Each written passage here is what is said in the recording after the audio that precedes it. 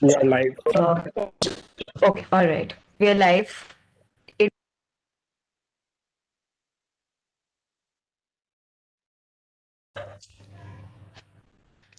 yes.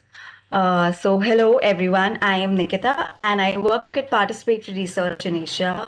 On behalf of Priya Youth, Root Development Trust, and Youth for Mental Health, I welcome and thank you all for joining us for this discussion. So, all of us know that the COVID-19 pandemic around the world and the lockdown adversely impacted a wide range of sectors, including mental health. And this impact was seen majorly among young people due to the issues of already existing anxiety, stress, but also added uncertainty, job loss, domestic violence, and abuse, giving rise to mental health issues in India. And a lot of mental health organizations, support groups observed an increase in anxiety, stress, self harm, death wish cases, suicide cases, placing a massive burden on the sector.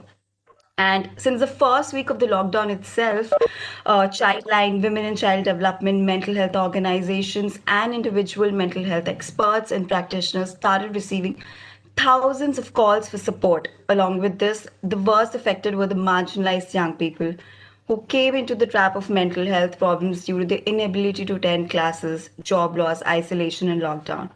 Recently, we also heard a heartbreaking news of a second year student from University of Delhi who died from a suicide at a home in Telangana because her parents were not able to afford a laptop and she did not want it to be a burden on them. And despite all the massive burden on the sector, a lot of CSOs, youth collectives, governments, CSR came forward and worked in collaboration with each other to deal with this issue. And today, to learn from these different stakeholders on how actually partnerships at grassroots, panchayat, district, and state levels worked during these challenging times, we have representatives from Rural Development Trust, Youth for Mental Health, and Martha Farrell Foundation to share their experience with all of you. Moving ahead, I would now like to walk you through the session flow. This is going to be a 90-minute sessions. We'll be having three presentations. I'd request the presenters to be mindful of the time. Participants can write down their comments in the chat box and questions in the Q&A box on their screens. These questions will be taken after all the presentations. If you have any questions towards a specific speaker, we would request you to write their name along with the question. And now, without further ado, I would like to introduce to our first presenters. For the first presentation, we have with us Mr. Hitesh Sanbal. Mr. Sanbal is the founder and chief executive officer of Youth for Mental Health. Youth for Mental Health is one of the India's leading organizations which works to generate and spread awareness about mental health through creative and impactful endeavors. Hitesh's journey towards psychology and mental health began with him facing and battling with the mental health issues and stigma present around it. It was this stigma and the taboo that he wanted to remove from the roots, and which is how he came to the decision of working in the field of mental health. We also have Anandita Anand with us. Miss Anandita is a personal growth coach, therapist, trainer, and NLP practitioner. She's joined Youth for Mental Health in 2019, and she's mentored the recent online mental health summer school program and is also going to co-mentor the upcoming summer internship. Anandita, as a trainer and psychologist, also been associated with various government, non-government, and private organizations like Delhi Police, Bit We Can, Your Wonderful Project, among others. Welcome, Anandita and Hitesh. The stage is all yours. Thank you so much, Nikita, for such warm welcome. And first of all, I would like to thank all the organizers for having it for mental health here today. And thank you to all the bright panelists that we have on board. Without any ado, I would like to quickly share my screen and move towards the presentation.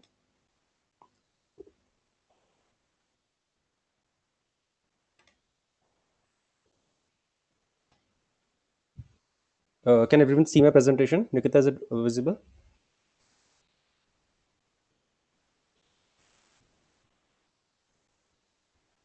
You can see the presentation. Right. Thank you so much. I'm personally very elated to speak on this topic because, as an organization, Youth for Mental Health has always thrived on this spirit of collaboration, and most of our initiatives are based on this spirit only. Talking about the essence of the entire session, strengthening partnerships, I would like to highlight two of the major initiatives before I begin that we have done in this year. Both of them were done during the lockdown. One was a pan India collaborative event, which was India for Mental Health, in which we happened to feature about 90 speakers and artists from 30 cities across India. It was a virtual pan India campaign, and it ran for a 1 week in the month of April. And the second global campaign that we did, that was a global collaboration that we did with the World Federation for Mental Health, which is the biggest mental health body on the planet, I would say. And they had a joint media release for the entire campaign with the WHO and United for Global Mental Health. And the entire campaign and the Global Mental Health Fest was powered by our organization alongside Trijoke. And it was in association with the Artidote, Harvard Global Mental Health, and VH1. The reason I wanted to highlight these two initiatives is that how it was possible for an organization which is based in Delhi to run a pan India campaign and a global campaign based on the collaborative spirit. Because if it was not for the collaboration, the partnerships, as an organization with limited resources, mainly in the field of mental health, it would have taken us years, or it would have been extremely difficult to reach out to such massive audience, because the total outreach of the global campaign, the estimated outreach was more than 10 million in 150 countries, and we had participants coming on board from all across the globe. So if you look at inward or outward, upwards or downwards, for all the global bodies involved, it would have taken them a lot of effort or resources, I would say, if individually they would have tried to reach on ground, or for the on ground organization like us, it would have taken a lot of effort to reach the global audience. And that's what I said, that our organization thrives on the spirit of collaboration. And that's the one point I want to make, that the power of collaborative spirit, that this is the only way forward to pioneer the change in India. If you look at India's current mental health scenario, our youth has one of the highest suicide rates in the entire world. We have very limited resources in terms of number of psychologists, number of psychiatrists, the amount of funds we have to tackle the entire situation. Whenever you have very limited resources, as an organization, as a social initiative, or as a country, and you have a higher or a big situation to cater to, collaboration is the only way forward, because that's the only way to fasten up the process and bring the change that you want. I just want to quote one example that I often state to my team also. Suppose if there is a young person who is suffering from mental health problems in a city which is very far from Delhi, where we are based currently, it might take me 5 years, 10 years, or more than that to reach out to that individual and extend the support that he or she is requiring, if I would try to make that support possible on individual basis. But if I collaborate with the local organization, with the local center, empower them, promote them, and see the what mutual platform both of us can build, what are our strengths, what are their strengths, and if we can build a common platform, the support that the person is requiring can be provided in a much shorter span of time, maybe in 10 days or 10 months. The only point I want to make, that how social change speeds up, how concrete it becomes, because they will have a better understanding of the on ground situation. They will have a better understanding that what resources can come into play and actual help, how, in what way it can be provided. And that's how we have thrived as an organization or as a social initiative over 1.5 years. We have done more than 100 collaborations in India and outside India, and we have been able to reach out to more than a million people only because we were open to these collaboration. Working individually would have been extremely difficult. Coming to India's mental health scenario, that's the way forward. If all the government bodies, concerned authorities, bodies at national level, district level, local level, panchayat level, we have to move forward, see how we can calibrate, collaborate, create a mutual support ground, and extend support to the people who need it. Because the people who need the support for their mental health problems, it's not important for them that from where this help is coming. What is important for them, that they need support, and it should come from anywhere which can provide mental well-being to them. And that's the one major point, that I might have limited resources, you may have limited resources, but when we combine these resources, that would be sufficient for the resources that we need to resolve the entire scenario. So given the entire situation and given the amount of resources we have, when we collaborate, we have greater resources, lesser time, and greater viability. It's a more viable model to move forward and work towards the situation. So as an entrepreneur, this is what I feel, and that's the reason I quoted two of the major events that we have done, because the proof is in the pudding, that how it has worked for us and how it can work for the country if all the bodies from national to local level to state, district level, all the bodies can come together, set up a communication, a conversation, and see what are the most feasible solutions to work for the entire scenario. I would like to move to my colleague Ananta Anand, who would like to share her thoughts as a practitioner also. Thank you so much, Hitesh, and thank you so much, Nikita, for that lovely welcome and introduction. I am extremely, extremely grateful today to be here on this platform, and I'm extremely grateful to all the organizations over here because thankfully, when we are talking about collaboration, we're not just talking about environment and physical entities, we're finally talking about mind and mental health, which is very, very important. I just want to highlight being an NLP practitioner, I love, talking about language. And when we talk about the word collaboration, I think collaboration means when a lot of entities, people, organizations, or, easily saying entities work together for a common goal, right? When we talk about mental health, what is our common goal? So when all the organizations in this sense collaborate, I see it as when a lot of people, resources, entities would be put together to work towards mental well-being and promotion of mental well-being of my country's people and then eventually the world, right? So that's what collaboration means in this sense. Now we have seen how this year has gone with the current economic and with the current political environment that we are having right now, and with a lot of factors playing in place, and with a lot of pressure of the pandemic, not just physically we are impacted, as a whole, as a species, and as an entire race, our mental health is also being impacted. Nikita has rightly pointed out that there's an increase in anxiety cases, an increase in diagnosis of clinical depression, and very sadly, there has been an increase in death wishes and suicides this year. And it's a matter of concern, right? So, where does collaboration come in being from a practitioner's perspective? I think I would like to sum it up very easily. See, if I go by this, right now we are focusing so much on. So, a very, very simple example when you call somebody these days, there's a very nice message about COVID in Amitabh Bachchan's voice or in somebody's voice, and they would tell you what to do. And they keep playing it on loop. So, your subconscious knows that physical health is important. Wear a mask. Call this number if you have symptoms. Where is that voice for mental health? Where is this voice on a telephonic call if I call telling you subconsciously that hey, your mental health is also impacted? Right? So it's time that we start understanding that it's not just our physical body, but our minds have equally been impacted, especially the youth. In this scenario, with a lot of things shifted to online platforms and with a lot of economic and political things going on, I would like to, I think, very simply just sum it up in 3 A's. So, what's the solution? How do we collaborate? I think 3 A's is what I have for everybody, and we can use those 3 A's in my perspective. First A is awareness. I think, as Hitesh rightly said, from central to state to district, organizations, individuals, families, places, everywhere, we need to spread an awareness. We need to have an awareness that mind is something that exists.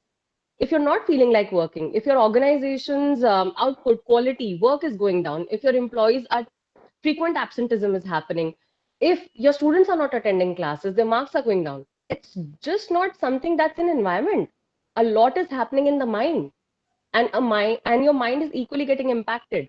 So a lot of awareness that mind is very important, mental health is something that exists, and third, very importantly, that you need to work on your mental health as importantly as you have to work on your physical health. So a lot of awareness campaigns, like Hitesh just pointed out, we've done India for Mental Health this year, which was all about awareness, so that people have a lot of awareness, the youth has a lot of awareness about how they can manage their mental health, and mind exists, and that mind needs to be worked upon. So I think first A is awareness. Second A, which is very, very important, I think, is accessibility. So to everybody in the audience, I just have one question to reflect upon. If I call you today and I ask you, can you please give me a physician's number? I think I'm having a bad throat. Or can you please give me a dermatologist's number? Or can you please give me a neurologist's number? You will fetch it real quick. How many of us, if I call you today and be like, do you have a psychologist's number? Can you give me a psychiatrist number? I'm not feeling well. My thoughts are not in my control these days. How many of us have those numbers? Sadly, the answer is very less, which brings me to my second A. There is a lot of need for accessibility of mental health practitioners, accessibility about knowledge that these are the particular mental health professionals in your city, and you can access them in your organization, you can bring them. So I think the second thing which is very important is making mental health professionals and mental health services and mental health resources available in your clinic, in your hospital, in your school, in your college, in your organization. So I think all of this is very important. I think for an example, I can share with you, we did a collaboration with VH1, which was called Breaking the Stigma. And Youth for Mental Health created a very credible list of more than 80 mental health professionals throughout India, and it's published on our website, so anybody can go and access it. So that's what accessibility brings. As Hitesh said, we don't need to be everywhere. Somebody just needs these resources to come together so that they can be made accessible. And I think that's what different organizations can come together and do. And last and final, most important A, which is accountability. I think all of us need to take a little accountability to build a culture and a community which talks about mental health as we talk about physical health, as we talk about environment. So that the more we talk about it, the more everybody feels comfortable, the more everybody knows, oh, okay, I can talk to somebody about it. Oh, okay, they can give me a number of somebody. Oh, okay, I'm safe in my community. If I'm having low mood, I'm safe to talk about it. So creating that safety around it, especially for the youth, in families, in homes, in schools, in colleges, in various organizations, because a lot of corporates also recruit youth, right?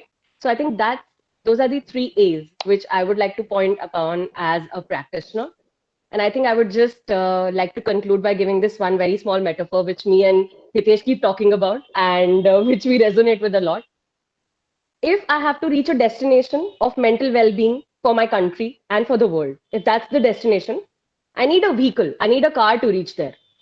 So, Youth for Mental Health, me, Hitesh, most of us are maybe a tire, maybe a small nut, maybe a small window of this car. But the car needs to come together to reach that destination. So, all of us as individual parts might reach there, but a little slower. And the need of the hour is to work on it now and to reach there quickly and better. So, how about we all come together, make this a solid machinery which can produce that result and we can reach there really faster. So, I think thank you so much. And that's what I would like to share my thoughts upon. Thank you, everybody, for having me. And I would like Hitesh to take over and finally give the rest of the presentation.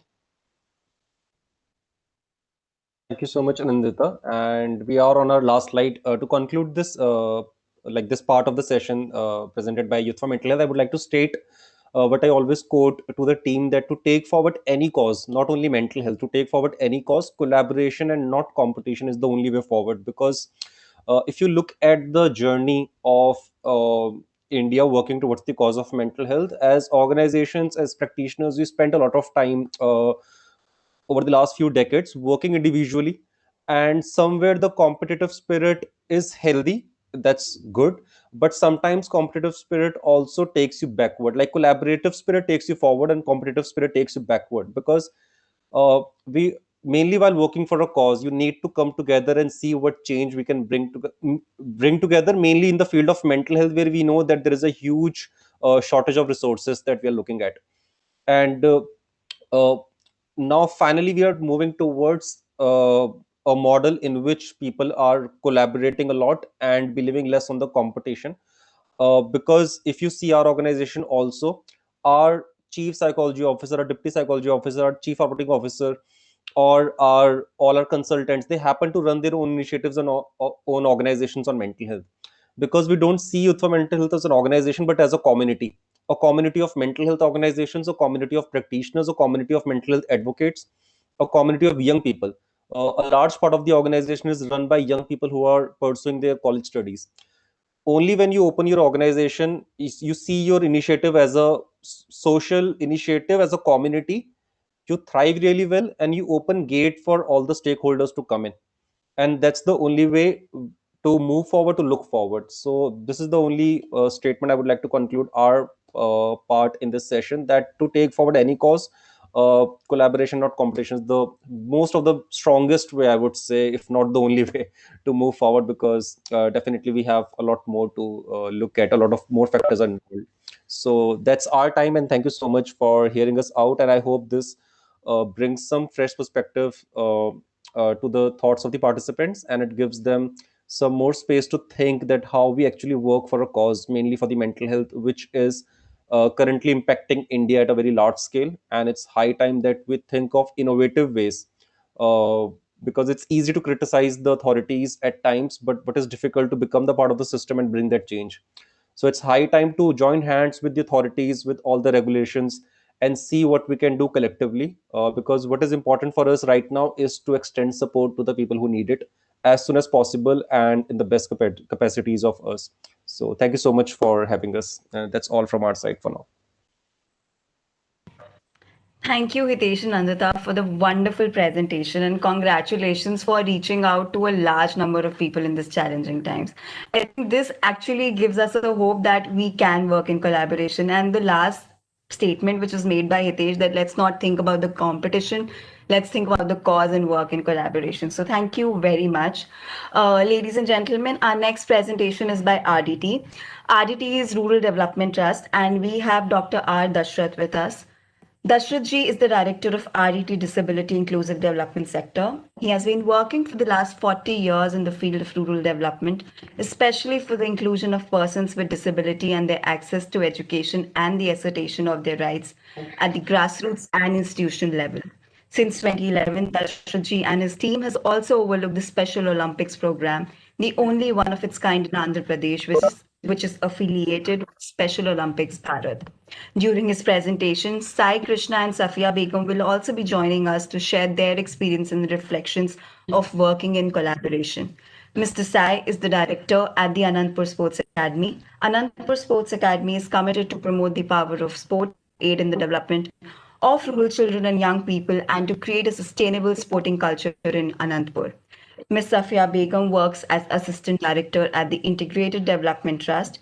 For the past 20 years, she has been working with specially abled women towards uplifting their life to give them a life of dignity. Thank you very much for joining us today. Mr. Dashrath, the floor is all yours.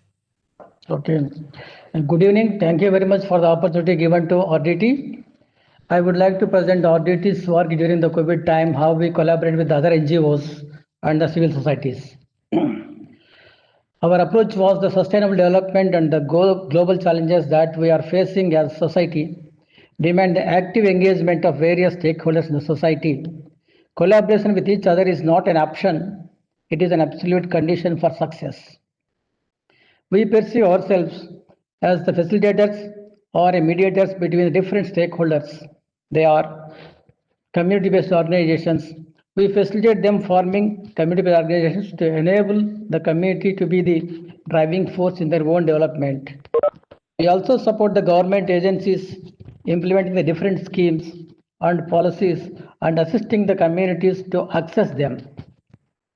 Developing the strategies to align the needs of the communities with the CSR objectives of our corporate partners to leverage the impact. Engaging with the citizens and institutions in India and abroad to promote solidarity and thereby supplement the efforts of RDT. Our partnering during the COVID times, following the guidelines of the government and the local authorities and answering their requests as well as keeping the needs of the people in mind. RDT worked in 4 main areas, but we were not alone, and that is what made the difference. The number 1 main area was awareness at the grassroots level, conducted with the support of ASHA workers, Anganwadi teachers, community-based teachers, youth leaders, and community-based organization members, and police authorities, local administration and health officials. In this point, I would like to emphasize the fact that the media has given a lot of awareness about the pandemic, but many times the format of this information was not accessible for the persons with disabilities, especially the persons with visual impairment and speech and hearing impairment. The second main area was healthcare. Our hospital at the Badalapalli, our DD hospital at Badalapalli was appointed COVID-19 healthcare center on 16th of April this year. Our microbiology lab was appointed testing center by the district collector. The coordination between the health department officials, government hospital authorities, government officials was conducted on weekly basis to monitor the situation. Counseling and emotional support was provided to our medical and support staff working in hospital. Many suffered from anxiety, depression, and stress, not only to the burden of work, but also to the discrimination and stigma faced during the first months of pandemic. Some were asked some of the tenants were asked to vacate the houses, and the neighbors used to hate them. The third main area was that distribution of food for the migrant and daily wage workers. In this part, we would like to highlight the role of the civil society. Over 9,000 farmers, hundreds of Vikalangala Sangha members, that means the persons with disabilities, local companies, enterprises came forward to contribute to the program. That one point of was almost 10,000 meals per day was providing. The program became self-sustainable. We thank you, the engagement of the civil society. And the fourth one is the production distribution of the preventive materials such as face masks. For this, I would like Ms. Safia Begum, Assistant Director of Integrated Development Trust, to see how RDT and IDT partnership was successful. Over to Safia Begum. Good afternoon, everybody. I'm really happy that I'm a part of, and thank you very much for giving me this opportunity. Thank you, sir, for giving me the opportunity to present my team, Integrated Development Trust. I've seen how strong the word collaboration is when we speak about mental issues. So RDT has given us the opportunity by collaborating with them in making the mass. We as a team working with specially able women, we are a group of 300 artisans who are specialized in crafts. But the demand for the mass has brought us to a point that all of the 300 artisans who were specialized in crafts were involved in making of the mask by learning how to make the patterns, the cutting, and finally the stitching. Yes, we had the tailors who all did in a chain system of work. So with all this hard work that they have done, it has brought to a point that they could make 3,70,000 plus masks that could be distributed in the communities as well as in other areas, which I'm going to speak about in later on. This was for the period of April to July that we tried to cope up to bring all the demand that RDT was needing, and 3,70,000 masks was not enough to reach all the community people. It was in lakhs that was required for RDT. So what we did was we had reached to 21 villages where we could teach another 300 tailors from the community who could also get a respectable life with this earning. And with this collaboration with the community, with IDT artisans and tailors, we could come up to 55 plus units of masks. And these 55 lakh plus unit of masks, the distribution into the community till the health officials. It was also distributed in hospitals, to government staff, to police administratives, to the ASHA workers, to the Anganwadi teachers, to the community-based teachers, and whoever had needed it. So we reached in the whole of Anantapur district, Kurnool, Srisailam, Vijayawada, and Nellore. contribution that we could do and collaborate with RDT, it was not so easy. It was very difficult to reach the communities because of all the precautions that we have to take and the guidelines that we have to set up, because we had to fight with this virus. But even though we could do it with all the resources, approach the RDT hospital doctors to see what kind of masks we could do. With all the help of RDT and with collaborating with all the needs that we wanted, we had come up to a point that all the people with disabilities who were working with us were the first ones prone to be abused. So with this income, they had come to a point that they could get a decent earning and a decent life, supporting themselves and their families also. Thank you for giving me this time to speak a little about our artisans who are really having the magic in their hands to work in any crafts or any product that they do. Thank you to Samagam, and thank you RDT for giving me this opportunity to be a part of this. Thank you, Safia. Thank you, Safia. I would like to continue. RDT, local authorities, local enterprises were working to make the best out of the situation. Communication and common understanding were not always easy, but in this particular case, the goals of all the stakeholders were aligned. That's to fight the virus, protect the people.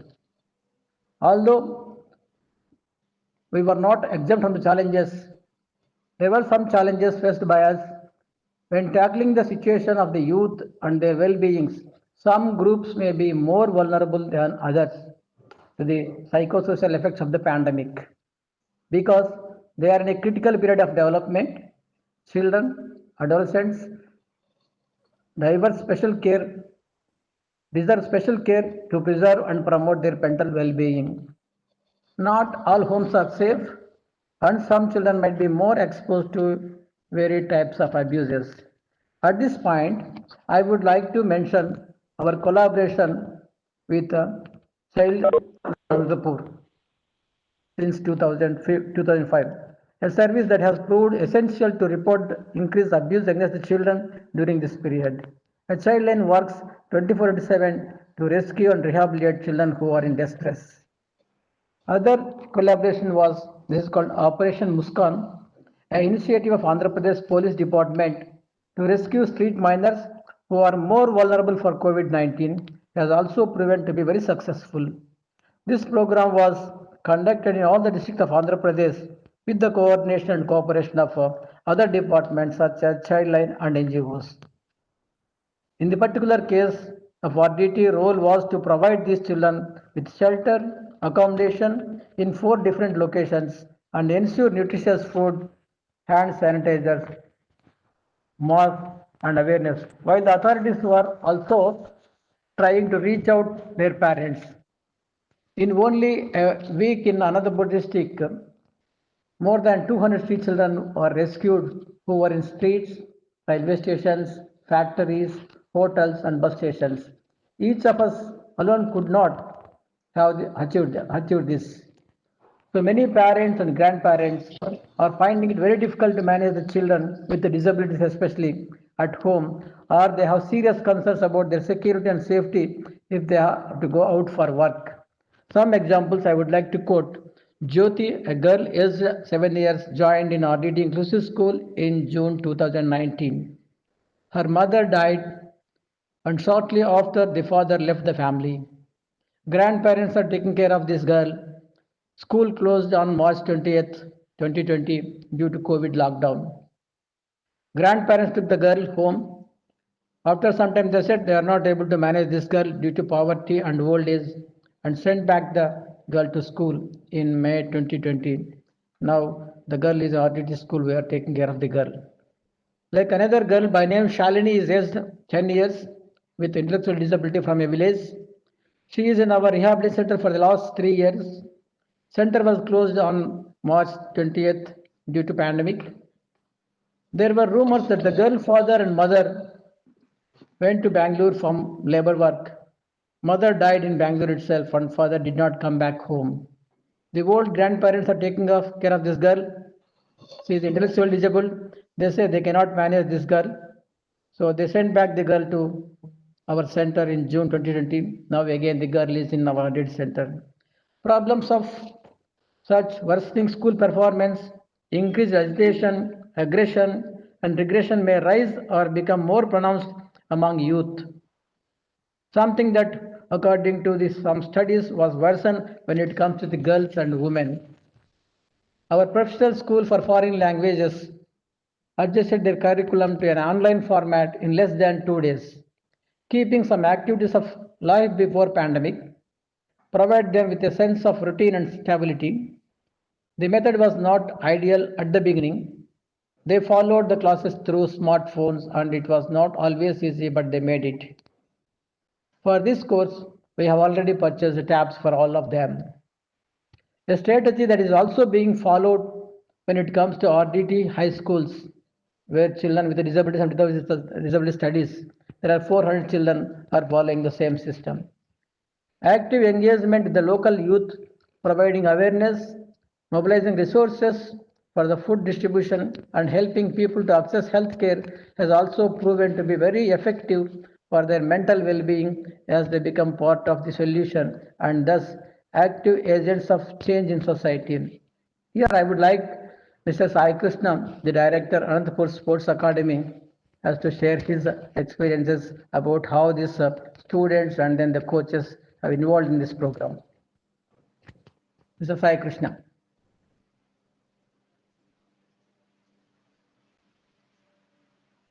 Sai, you're on. You need to unmute yourself.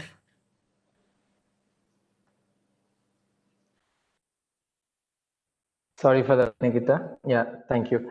Yeah, as Nikita mentioned earlier, we work with children, aged 8 to 19 mostly, and as you see, the time COVID started widely spreading in India was also at the end of March, and that is the time in India usually when children give their exams. So that was something quite stressful for the children, even for our programs, particularly in our residential program, where nearly close to 150 children who stay with us in our residential sports program, but where they go to the nearby partner schools and colleges for their education, academic education.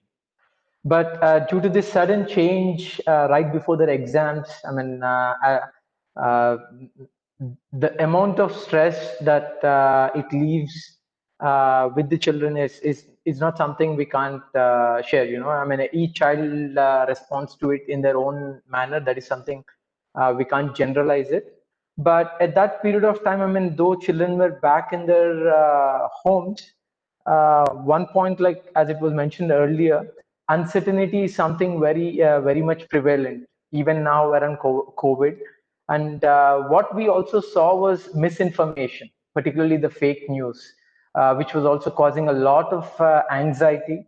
And in the regions that we work with, particularly in the rural regions, there has been an increased access to smartphones, and that also led to an increase in misinformation in our areas.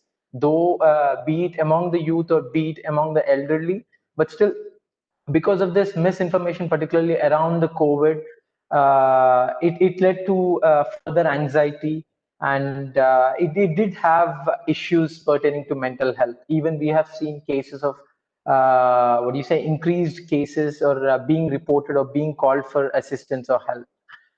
So how to deal with this? In our case, what we have done was we had our team of coaches whom usually, they train the children in the sports, or we also have whole sessions in life skills. So what we did was, there's a lot of information coming about COVID, and there's a lot of uncertainty around it. So first, we wanted our team of coaches and our staff to be well informed.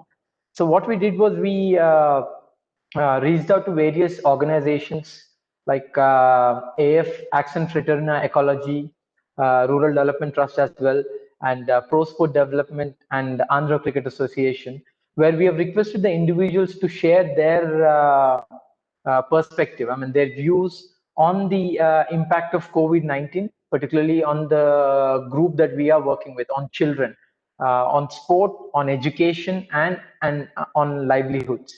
And equally, we have spent a lot of time on sharing the right information relating COVID-19 and trying to bust the myths. There have been many myths that have been circulated. I think we all might be very much aware all the myths that we used to get on WhatsApp, I mean, relating to COVID-19 precautions or safety measures. So we were trying to bust all those myths as well. I mean, in this, by interacting with doctors, with medical professionals. So during this whole process, the idea was to educate ourselves first with the right information and try to be as certain as we can, though the situation, the COVID situation was not allowing us with the exams or when the schools would reopen and all, but still just try to come up with a program or a structure where we can help our children in such a way that we can keep this uncertainty or this anxiety away from them. So subsequently, I mean, our team started organizing regular interactions with the children through online platforms on a day, more or less on a weekly basis, like 2 to 3 times during a week, more or less. The primary goal for us was to keep them occupied. You know, I mean, first thing was to keep them physically active. So we tried to create few physical activities which they could do in minimum space, which doesn't require much equipment as well in their villages, in their own places. So first, that was our goal. And simultaneously, gradually, we started incorporating life skill sessions as well in this. So we had resources from our past collaboration with a life skills organization called Life Skills, Learning Skills, Life Skills, Learning Curve Life Skills Foundation. So we those resources that we have gained access during our partnership have been very useful during this time, where the activities included like storybook reading and few online games and activities also related to self-awareness. Many might be aware in the development field, like about the activity River of Life, you know, for example. So all these activities were used to help the children to be occupied, to be busy, and at the same time to be physically active until the school started the online classes, and also even now the programs are going on. In all this, I mean, in the beginning, Hitesh or Anindita very rightly mentioned, like collaborations are definitely a key for overcoming this social taboo. I mean, mental health is still seen as a taboo, I mean, in the wider society.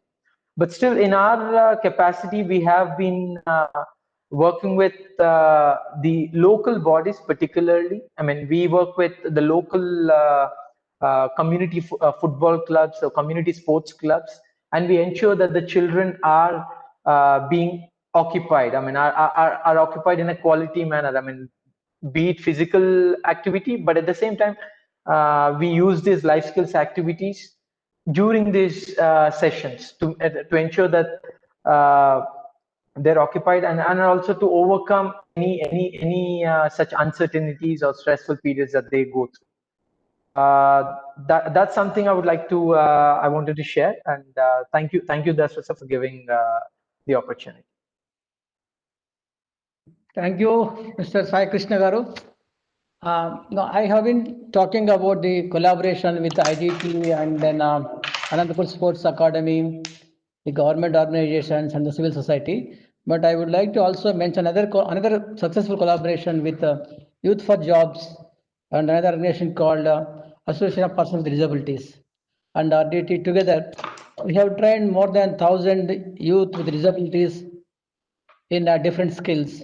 And out of this 1,000 youths, 835 were placed in different jobs in cities like Bangalore, Hyderabad, Tirupati, and Anantapur, in a hospitality sector and the retail sector and the horticulture sector, different sectors. Due to COVID, almost 500 of these youth have lost their jobs, and due to the current pandemic, they have returned to their native places. During this time, we have a regular contact with those youth and their family members by phone to know how they were doing as well as their family members are doing in this COVID times. So now we would like to place them back into the job market is not fully picked up and the employers would like to have a limited staff and then continue their work. So these are all the collaboration that we had with the different NGOs thing. But at the end, we would like to share our insights about the making collaboration as a successful event. What we learned was the collaboration is a means respecting each other, NGOs, each other person. And we also come to know that each other's strengths. And by collaborating, we can also achieve greater objectives, bigger objectives in a better way. And it also increases teamwork. And we were able to solve the problems easily by collaborating with each other. And work can be done by more innovatively, and it all leads to finally success. Thank you very much. Over to Nikita. Thank you, Dashrath for sharing the commendable work. You know, Anandita mentioned in the beginning that she's glad that we're talking about mental health. And I'm super happy to be part of this session because rightly said that we're not talking about education, we're not talking about just environment, we're also talking about mental health, we're talking about disability, we're talking about sports. So I think it's great to hear from your experiences. And rightly said by Dashrath, the collaboration, it's collaboration is respecting each other and working together to achieve what our society needs. So thank you for highlighting that work. And often, you know, when we work with young people, we forget that young people are just not one identity, not just one entity. They are diverse and we often forget about the disability factor in it. So thank you, Dashrath ji, RDT, and Sai and Safia ji for putting forward your points and sharing your experiences with us. Thank you. So for the last presentation, we have Samiksha Jha. Samiksha is a program officer at Martha Farrell Foundation. She leads Kadam Badhate Chalo campaign at the foundation and works with adolescent boys and girls on the issue of gender mainstreaming and violence against women. Welcome, Samiksha. The floor is yours. Thank you Nikita मेरी आवाज clear आ रही है आपकी आवाज बिल्कुल clear आ रही है सबसे पहले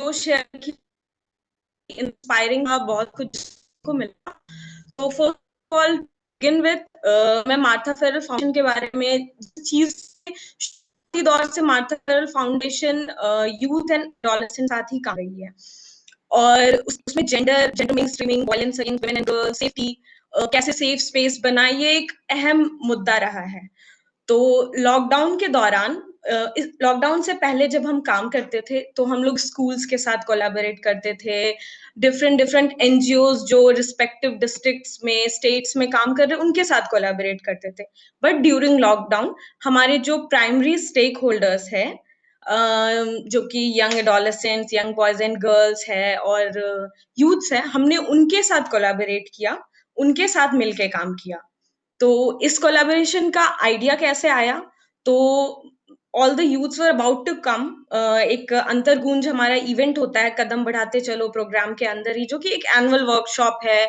जहाँ पे जेंडर के बारे में आर्ट बेस्ड मेथड और सेफ्टी के बारे में पार्टिसिपेटरी मेथड से सब बात करते हैं तो वो हो नहीं पाया because of pandemic because of lockdown वो आ नहीं पाए तो हमने उस चीज पे रोक नहीं लगाई हमने कॉन्वर्सेशन को जारी रखा हम उनसे बात करते रहे तो उस बात करने के दौरान ये निकल के आया कि वो लोग टोटली अनअवेयर है कि ये जो हो रहा है जो भी चीज हुआ ये क्यों हुआ लॉकडाउन किसी चीज को क्लैरिटी नहीं थी उनको लेके और इस वजह से काफी स्ट्रेस्ड काफी एंशियस काफी टेंस्ड वो लोग रह रहे थे तो हमने डायलॉग कॉन्वर्सेशन पे बिल्कुल भी फुल स्टॉप नहीं लगाया हम लोग वो बात कर रहे थे बट उस बात करने के दौरान निकल के आया कि इसको हमें थोड़ा फॉर्मलाइज थोड़ा स्ट्रक्चर्ड करने का जरूरत है तो जब हमने वो किया then we started conducting sessions जिसका मीडियम ऑनलाइन था I want to share that Zoom या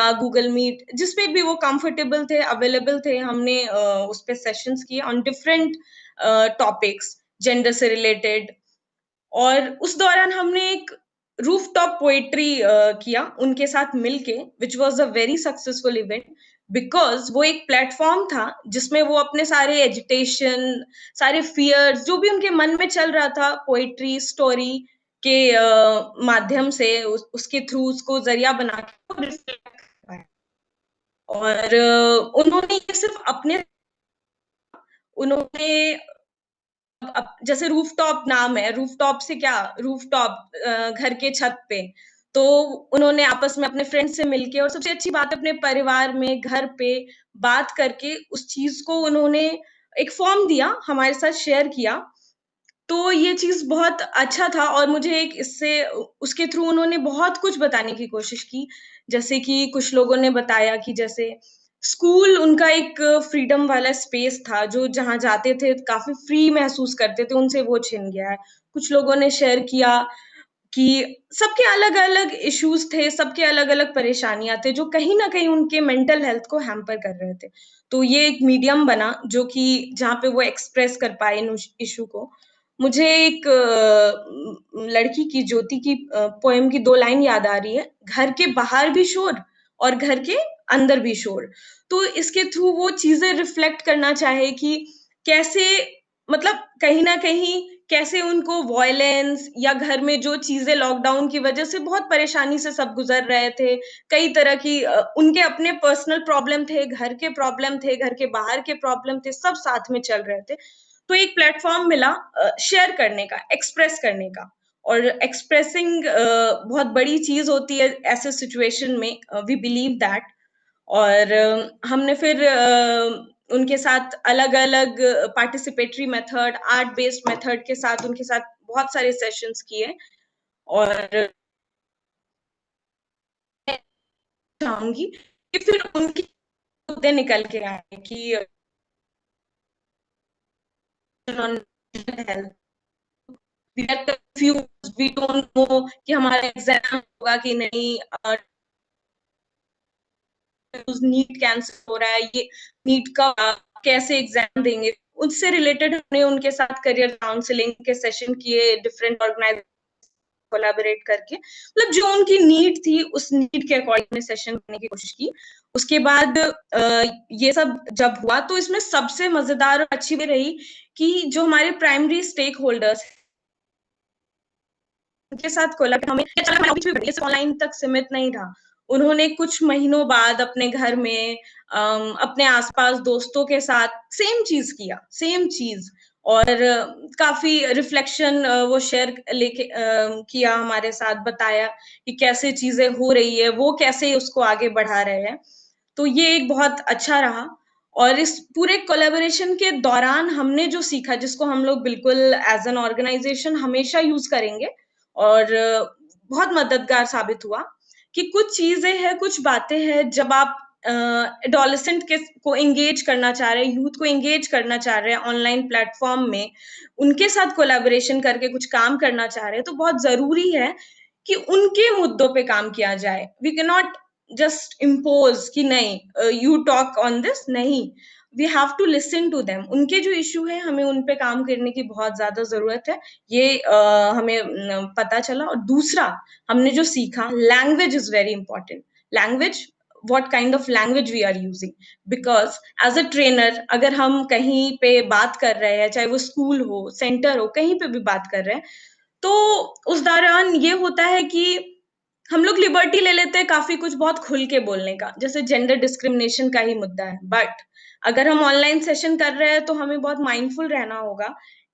मतलब हमने ये सीखा कि जो बैठा है बच्चा, वो अपने घर में बैठा है, और कहीं कुछ हम ऐसा बोल दे और वो उसके लिए बैकफायर कर जाए, इन बातों को बहुत ध्यान में रखने की जरूरत है जब हम एडोलेसेंट या यंग लोगों के साथ कोलैबोरेट करके ऐसे सिचुएशन में, लॉकडाउन टाइप की परिस्थिति में अगर काम कर रहे हैं तो। और ये 2 चीजें हैं जो मैं शेयर करना चाहती हूँ, जो कि बहुत इंपॉर्टेंट है आगे हमेशा याद रखने के लिए। इसके अलावा हमने स्कूल्स के साथ, स्कूल्स के प्रिंसिपल एंड टीचर्स के साथ भी मिलके काम किया, जो कि काफी अच्छा रहा। इसमें हमने हरियाणा का डिस्ट्रिक्ट है पानीपत, उसके एक ब्लॉक में 100 स्कूल्स में काम किया कोलैबोरेट करके। और ये इसलिए किया क्योंकि जब हम बच्चों से बात कर रहे थे, चर्चा कर रहे थे, तो उसमें ये निकल के आया कि उनको अपने स्कूल में ही हेजिटेशन होता है, they don't feel safe at there schools. तो हमने जो भी है कैसे स्कूल को सेफ स्पेस बनाया जाए, क्या चाइल्ड प्रोटेक्शन पॉलिसी है, कैसे एक टीचर, एक प्रिंसिपल बच्चे के माइंड को उसके एक्टिविटीज के थ्रू ये समझने का कोशिश करे कि वो उसके साथ कहीं कुछ हो तो नहीं रहा है, वो कहीं कुछ छुपा तो नहीं रहा है, इन चीजों को सामने रखने के लिए तो हम लोगों ने उनके साथ काम किया, उनके साथ बात किया ताकि एक सुरक्षित माहौल सुनिश्चित हो सके। तो हमने अलग-अलग स्टेक होल्डर्स ट्रेडिशनली हम लोग डिफरेंट एनजीओज, गवर्नमेंट बॉडी सबके साथ काम करते हैं, बट इस बार हमने डायरेक्टली काम किया और जो कि बहुत सक्सेसफुल रहा, बहुत अच्छा रहा। चैलेंजेस आए, बिल्कुल चैलेंजेस आए, टेक्नोलॉजिकल चैलेंजेस आए, लड़कियों के साथ इश्यू आए, नहीं मिल हाँ, उस सिचुएशन में पूरा अप्रोच फिर से बात करना पड़ता है, तो बहुत काम कर फिलहाल तक और हमें काफी फीड मिला, इसलिए कुछ हमने ऐसा अनोखा या अलग नहीं किया। ये बहुत डे टू डे एवरीडे वाली बात है, बट ये बहुत कितना ज्यादा जरूरी है, डायलॉग कितना ज्यादा जरूरी है। अगर आप किसी के साथ आपका प्रोजेक्ट बंद हो गया, प्रोग्राम बंद हो गया, तो उस पर फुल स्टॉप या विराम नहीं लग जाता है। आप उनसे कांटेक्ट रखिए, बात करिए, ताकि मतलब दे फील कि या दैट्स ऑल मैं ये शेयर करना चाहती थी। या thank you. Thank you very much Samiksha. ये जो आपने बात बोली कि that it's not important to just stop the conversation if you're not having a project, but to just take this conversation ahead and just take it ahead if you have the capacities and if you can. And rightly pointed out that we are discussing since the morning that collaboration between CSOs, collaboration between civil society organizations, corporates, government. But एक जो major बात हम भूल जाते हैं कि जो primary stake holders हैं, हमें उनके साथ कोलैबोरेट करना है. The project is not just for making them the participants, the project is also making them part of the decision making process. And when you said that you worked with young people as a collaborator, I really felt very good, because at Priya also, when we work with young people, we collaborate with them.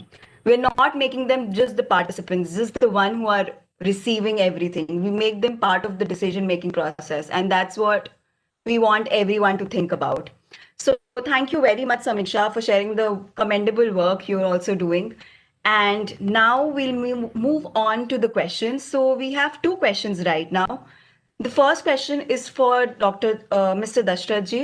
Dashrath ji, someone is saying that you mentioned that maintaining connections with youth who may have had to leave the program they were earlier participating in due to the pandemic. How did you work to continue this connect and keep them engaged?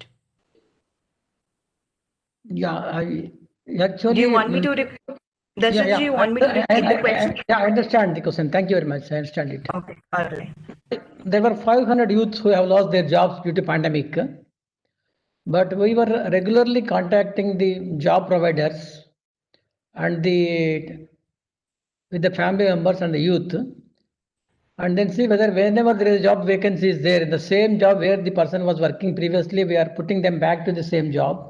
If not, they have got the basic skills, but we are providing very short-term skills about 1 week, 10 days time, another, and putting into a new job. But all the 835, all the 500 who have come back, we could not put them back. Mostly, maybe 300 we might have put them into back the jobs. But still, there are 200 people waiting for the jobs.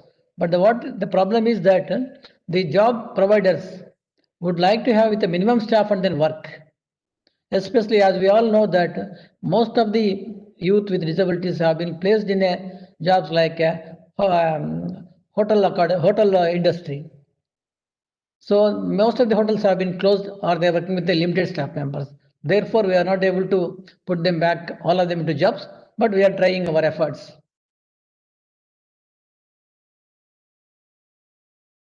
Thank you, Dashrath. So the next question is not targeted towards any presenter. It's a general question. So whosoever is comfortable in answering, please feel free to unmute yourself and answer. So the question is, I wonder how does one emotionally deal with the increasing harassment or cyberbullying trolling happening on social media?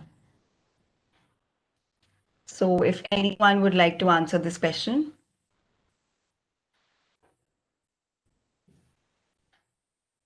Nikita, I think I can take this, if that's okay. Yeah, absolutely. All right. So there is again two tiers to this thing.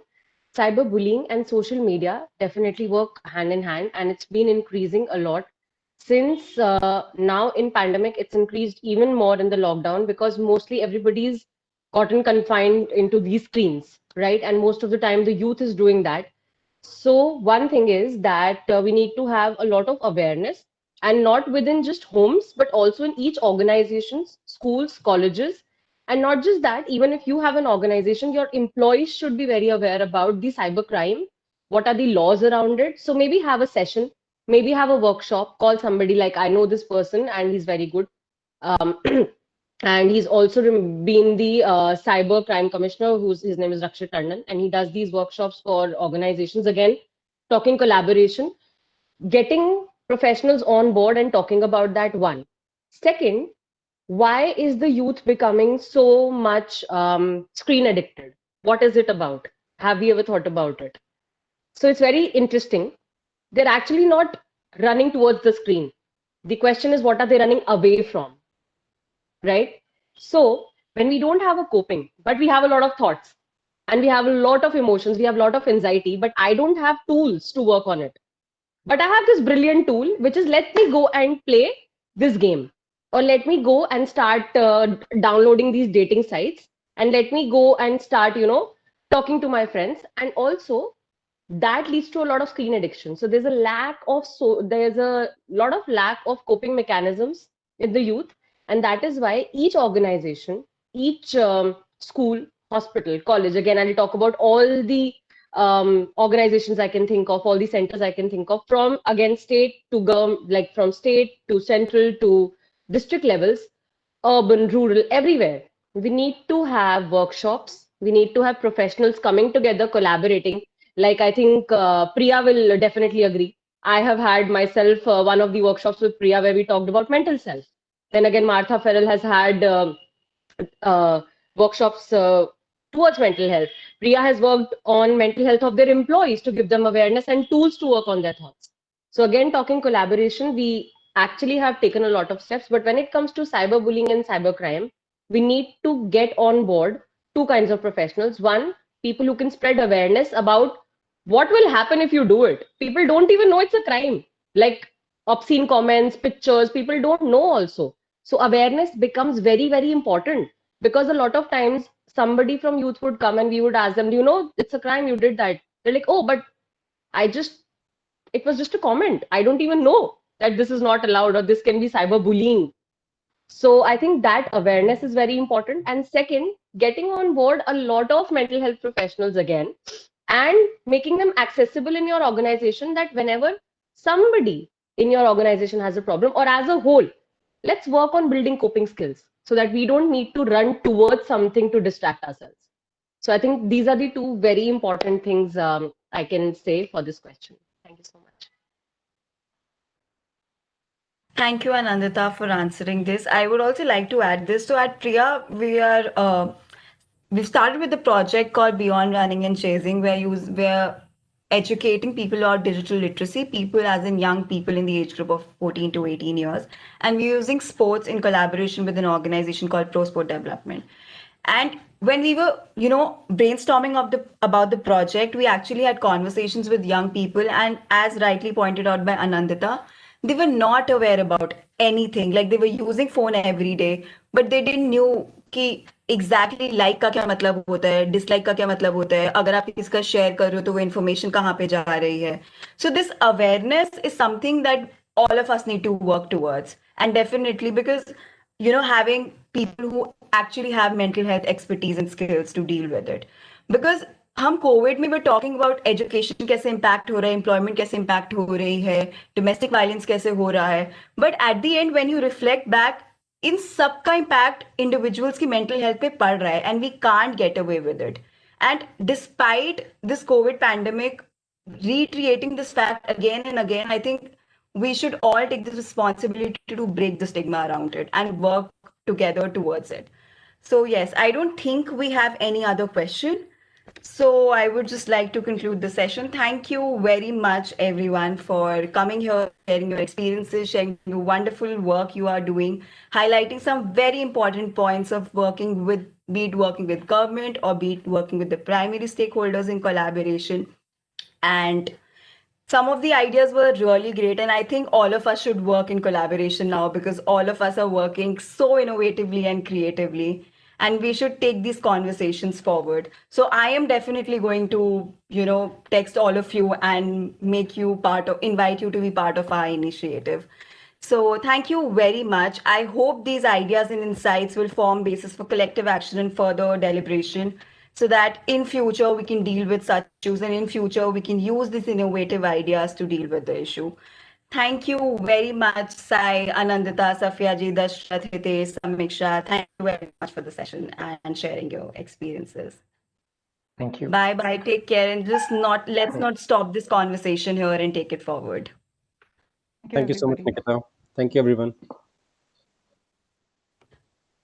Thank you. Bye. Thank you so much, everybody. Take care.